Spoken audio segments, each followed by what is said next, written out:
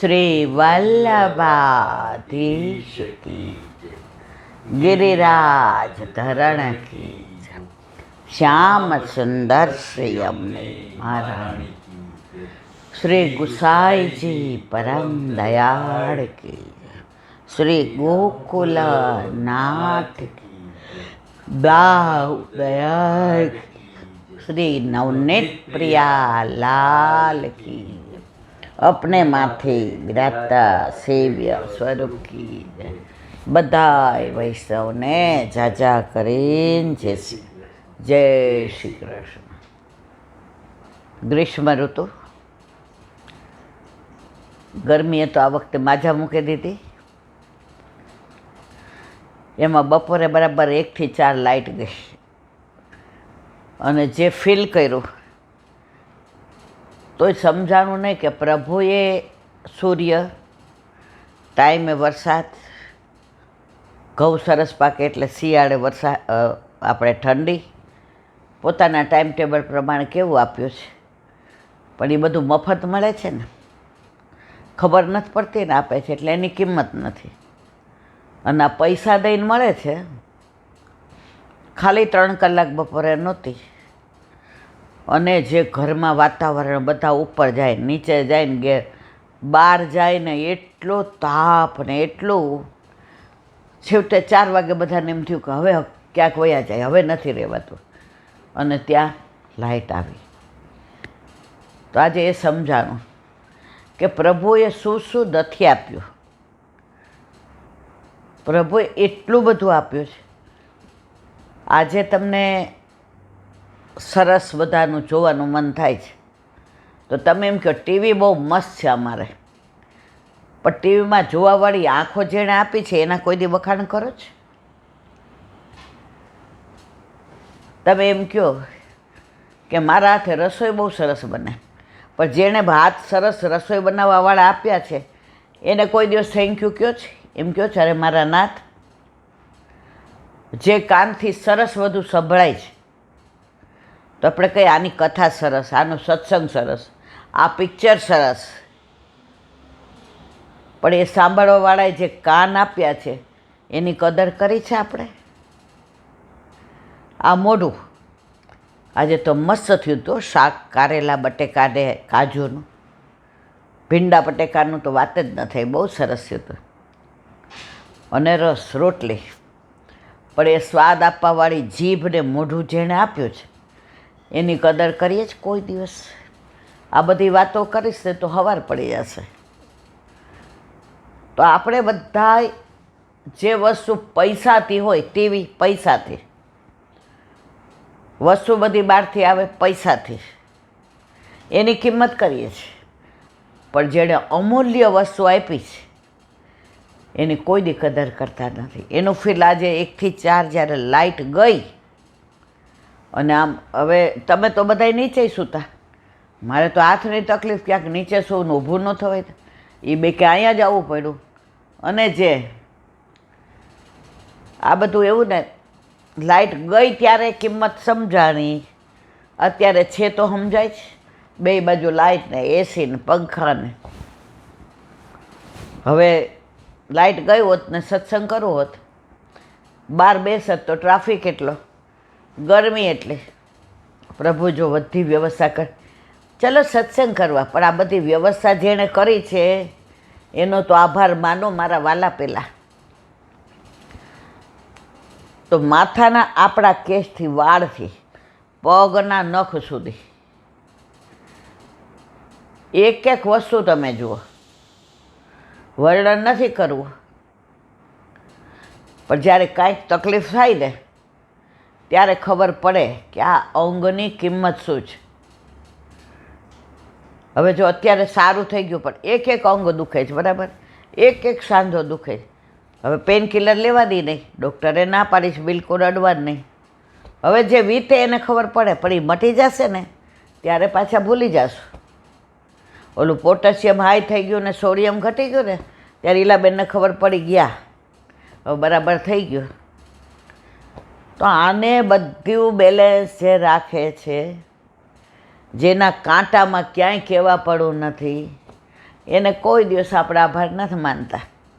અને જેવી લાઇટ આવી, હાસ બાપા સારું થયું લાઇટ આવી ગઈ, જુઓ. પણ હાસ બાપા આણે આ જે આપ્યું છે ને એની કોઈ કિંમત નથી. ઓલા મને બહુ યાદ નથી પ્રસંગ,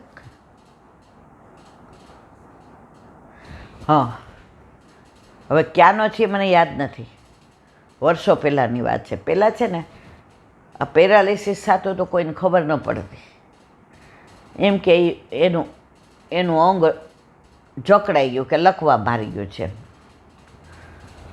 તો એ બેનના ઘરે ઠાકોરજી, પણ એની સાસુ સેવા કરે. હવે ઘણીવાર આવી રીતે ગ્રીષ્મ ઋતુ હોય એટલે એમ કે બેટા નાવ પડી છે ને મારી એ ઉતારજો ને. ઠાકોરજીને અત્યારે ના મનોરથ, તમારે નવરા બેઠા કાંઈ કામ છે? એક જ કામ, આને આ જોશે ને આ જોશે, પણ આ કાંઈ કહે તમને આ બોલે છે? આખો દી મને આમ કર ને આમ કર ને આમ કર. હવે ઠંડાઈ કરજે, હવે આજે ગુલકંદનો શેક બનાવજે, આજે સથવો કરજે, ખાંડની સામગ્રી. બસ તમે મને એક સેકન્ડ નવરી પડવા દેતા નથી. તેના સાસુએ વિચાર કર્યો કે હવે આપણાથી થતું હતું યુવાનીમાં. હું 14 વર્ષે પરણીને આવી હતી અને ઠાકોરજી ઘરમાં બિરાજતા હતા. મારા ઘરે મેં કશું જોયું નહોતું. મારા ઘરે માતા મહાદેવ હતા. એટલે જ્યારે નક્કી કર્યું ત્યારે મારા સાસુ હતા લગભગ 34-35 વર્ષના, જ્યાં અત્યારે છોકરીઓ એ ઉંમરે નોકરી કરતી હોય છે, અરે આપણે પરણતી હોય છે. પણ હું બહુ દેખાવડીને સરસ હતી, એટલે મારા સાસુએ કીધું એ કે અમે બધુંય અમારા તરફથી હા છે, પણ અમે નક્કી કરીએ ને એ પહેલાં અમે બ્રહ્મ સંબંધ અપાવીએ. એટલે પહેલાંના જમાનામાં કેવું હતું, વાયવોટ નહોતું, અમારા સુધી વાત જ ન આવે. અમારા મા બાપ જ જવાબ આપી દે, અને છોકરોને ઘરે મા બાપે જ જોયું હતું. મને તો ખબર જ નહીં, હું 13 કે 14 વર્ષની હતી. અને પછી બ્રહ્મ સંબંધ લેવડાવ્યું, 2 કંઠી પહેરવાની. હવે અમારા ઘરે પરણીને આવી તો લસણ ડુંગળી નહીં, અમારા ઘરે તો બધું ખવાતું હતું. એટલે પછી ઠાકોરજીની સેવા. મને કંઈ આવડે નહીં, પણ મારા એટલે કે હું પરણીને આવી ત્યારે મારા સાસુ મને સમજાવે, બેટા ઠાકોરજીને બરાબર ઉકાળેલું દૂધ હોય, એક ઉફાણો આવે, ખાંડ નાખી, ઇલાયચીને કેસરને તરત ન ઉતારી લેવાય હો બેટા, ઉકાળેલું ઠાકોરજીને બહુ ભાવે. હવે પછી મારામાં એ ભાવ આવવા માંડ્યો, બાળ ભાવ, કે ઠાકોરજીને. પછી સવારમાં મારા સાસુ ગાય દોવે ને તો એ ગયાવાળું દૂધ ધરાવે. એટલે મેં એક દી એમાં શું અઠવાડિયે મેં તો 2 દૂધ ધરાવવાના? એ કે હા દીકરા, ઠાકોરજીને ભૂખ સવારે લાગી હોય ને તો સયા મંદિરમાંથી નામ બેઠા બેઠા દૂધ પી લે ગયાવાળું. એટલે એ તરત હું એ ધરાવું છું, અને તમારા હાથે હું ઉકાળેલો એટલે તમને એટલી તેલ મળે ને. એટલે એ બેન કે મારા સાસુ એટલા સરસ હતા કે મને બધી સામગ્રી શીખવાડી. પછી મારા સાસુ ત્યાં ટાઈમમાં થતા, કારણ કે એ 35 વર્ષના અને હું 14-15 વર્ષની પરણીને આવી. તો બધાએ અમારી ઈર્ષા કરે કે આ સાસુઓ છે કે 2 બેનપણી છે. અને બપોરે એ કે મોતીના માળાજી કરીએ, મોતીનો મુગટ કરીએ, મોતીના શ્રૃંગાર કરીએ, ઠાકોરજીના વાઘા વસ્ત્ર કરીએ, પીછવાઈ કરીએ. પછી અમારે ત્યારે ગાર હતી, ગાર. એટલે મારા સાસુ તો એ કે ઈલાબેન, પાછા ઈલાબેન આવી ગયા વચમાં, એ કે મારા સાસુ તો ઓલું ગાર કરે ને ઠાકોરજીના રૂમમાં, તો ઉનાળો હોય એટલે ગુલાબજળ નાખે કે ઠાકોરજીને સુગંધ આવે અને ઠંડો કરીએ. તો પછી મારા સાસુ કે આપણે બટા 2-3 દિવસે રેવતી, એનું નામ રેવતી હતું, રેવતી 2-3 દિવસે કરીએ. એ કે બા 2-3 દિવસે શું કામ, ઠાકોરજીને સુગંધ આવતી હોય તો આપણે રોજ કરીએ. તો અમારા ઠાકોરજીનો રૂમ હતો ને એ આવડો હતો, તો ત્યાં રોજ હું ગાર કરું. સવારમાં મારા સાસુ બધું એનું નિત્યક્રમ પરવારતા હોય, મેં નાહી લીધું હોય, કારણ કે અમારે એ જમાનામાં કૂએ પાણી ભરવા જવાનું. એટલે મારા સાસુ એમ કહે કે પહેલું પાણી આપણે ભરી આવ્યો તો આપણા ઠાકોરજીને કોઈનું અબોટ પાણી તો આવીને તો હું ગુલાબજળ અંદર છાંટું.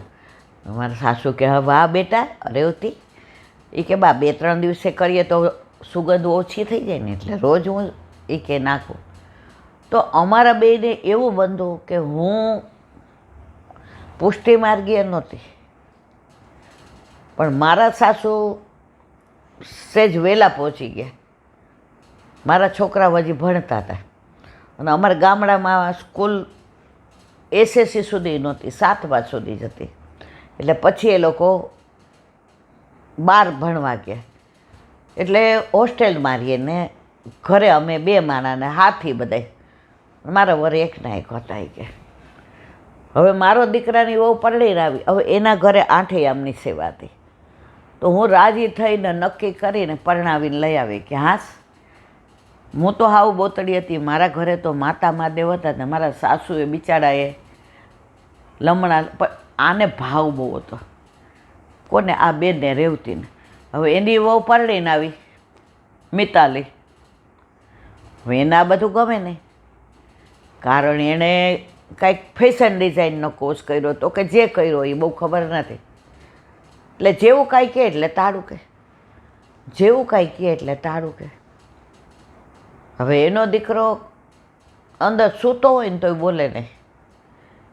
એટલે એક દિવસ મેં કીધું મિતાલી તમને ન ફાવે ને કાંઈ વાંધો નહીં બેટા, હું કરી નાખીશ, પણ આ તો માળીએ મારાથી ચડાય નહીં, એટલે મેં તમને કીધું રહેવા દો બેટા, જો જરાક કીધું એમાં તો કેવો ટણકો. હવે મેં કીધું હા તો આપણે કેવી રીતના રહેવું, પણ ઠાકોરજી કેવું સાંભળે છે. હવે દીકરાને એક દી મેં કીધું કે બેટા મિતાલીને એના મમ્મીને ત્યાં લાડકોટમાં ઉછરા છે. એક દી કે મેં તું કીધું તો એને ગમ્યું નહીં, મને તમારે તુકારે નહીં બોલાવવાની. એટલે મેં કીધું સારું તમે કે મિતાલી એના પિયરમાં લાડકોટમાં ઉછરા છે તો એને કહેવાનું જરા ધીમે બોલે. આપણા હાથી ઘરમાં હોય, ઓલા બેન વાસણ ઘસવા આવે છે, એને પાણી ભરવું નથી ગમતું એટલે આપણે પાણી બંધાવી લીધું કારણ કે મારા પગે તકલીફ. કે તું સંભળાવ કરસ. એનો દીકરો એની યારે ઝઘડો. હું સમજી ગઈ. લાલાને મેં કીધું તું કેટલો કૃપાળું છે, કેવી અદ્ભુત લીલા તારી કે તારે 12 હાથે જ અરોગું છે, મારા હાથે જ બધું. મારા નાથ, હું તારી ભવની ઋણી છું, હું બહુ રાજી છું, તું બધું તું મારા હાથે. પછી તો હું મારા હાથે ગારે કરું ને ચૂલે રસોઈ કરું ને, એટલે એને મજા પડી ગઈ. હવે ત્યારે મોબાઈલ નહોતા એટલે એ કે એકલી ઓલા મર્ફીના રેડિયો આવતા કે એના ગીત સાંભળતી હોય. હવે એના પપ્પા રોજ જુએ કે આ બધું તારે કરવાનું. એ કે ઠાકોરજીને પણ મારા હાથનું ભાવે, એમાં આપણે ના ન પડાય, આપણે રાજી થવાય. હવે દીકરો કચકચ કરે. હવે વહુ વધુ ભણેલી હતી અને દીકરો ઓછું ભણેલો હતો, પણ એ લોકોએ ઘર જોઈને આપી હતી. એના ઘરે તો એક રૂમ રસોડામાં ભાડે રહેતા હતા. નહીં આપણા ઘરે તો 11 તો હાથી હતા, હાથી એટલે કામ કરે હોય. હવે એ 2 જણાએ અંદર નક્કી કર્યું શહેરમાં જવું. આ કાંઈક ભણેલી હતી જે, તો એને નોકરી મળતી હતી. એટલે પછી દીકરાએ અમને કીધું કે અમને અહીંયા ફાવતું નથી એટલે અમારે જવું છે. મનમાં રાજી થઈ કે પ્રભુ તું આટલો બધો મારા સુખનો વિચાર કરસ. હવે જેટલા ગામમાંથી આવે સવારે કોક મેળવણ લેવા આવ્યું હોય, કોકને હાથીની ઓલા ઘરવાળાની બીમારી હોય, કોઈ છોકરાને હોય, કોઈને ફી ભરવાની હોય, તો એના પપ્પાએ કીધું હતું ભાઈ ક્યાંય ગામની બહાર નહીં જવાનું અહીંથી. અને અમારું ઘર મોભામાં, ઠાકોરજી બિરાજે એટલે મોભામાં જ હોય ને. હવે ગામમાં ચીચી થવા માંડ્યું હતું કે આની વહુ તો, હવે મને એમ થતું હતું